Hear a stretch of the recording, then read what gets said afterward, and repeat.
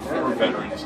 First of all, for the Military Bowl Freedom Run, yesterday you left Shepherdstown, West Virginia, which is about 101 miles from here, and ran here to Annapolis without stopping, I'm assuming.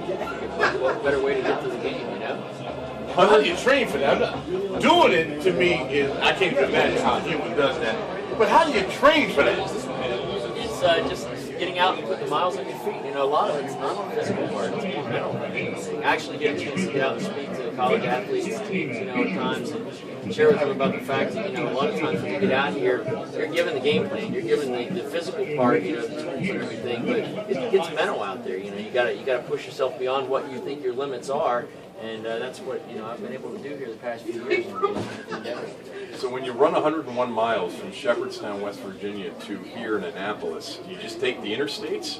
You just run down 270 or 70 to 270? Well, and just keep running until you come close to here? And maybe that doc would be in a cab for the final 103 miles. Yeah, rickshaw. I'm telling you what, man. You know, there's a lot of logistics to go into planning that, and we set it up to where we had a lot of support along the way. When I left Shepherdstown yesterday morning, we had a group of runners that joined us for the first 26 or so miles. I had people join me along the way at different spots, and when we came into D.C. last night, people who were following me online come out and joined me along the way there as we made our way to the Wrinkle Memorial and then on our way up to D.C. today. How long? What was the total time involved? It was about 28 hours. I was shooting for a goal of about 24, and even the best laid plans sometimes, you know, have some hiccups. So I've done 100-mile races in under 24 hours, but you know, we have some issues we adapt and overcome. And my wife, a Marine veteran as well, she keeps me in check and keeps moving me forward. What he just said? He's done this before. Well, Doc, he did more than his first rodeo. No, he did more than this. Last year, in 100 days, he ran cross country. So where did you start the cross country trip? Starting in Coos Bay, Oregon. For those of your listeners that may be familiar with the area, Steve Prefontaine is from there. That's where my wife is from. And we left there on March 26th of 2012, and on July 4th, we stayed here at Navy Stadium and made our way over to the academy, and we took off the next day, did the final 100 miles, and just we did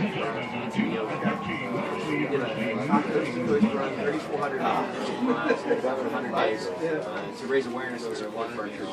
How much fast food drive-through did you run? You know, it's funny, when we did the run last year, I didn't really eat a whole lot of fast food. You know, we didn't make it shocker. But I tell you, the first week I got back, I was just all kinds of burns. You know, I just had to get back up. You earned it. It's incredible. I mean, I'm in awe of people who run distances. Because you're right, the mental part of the thing. But being a Marine, I was born in Camp with you. My father's a Marine. Nothing surprising. You know, it's for some awesome people.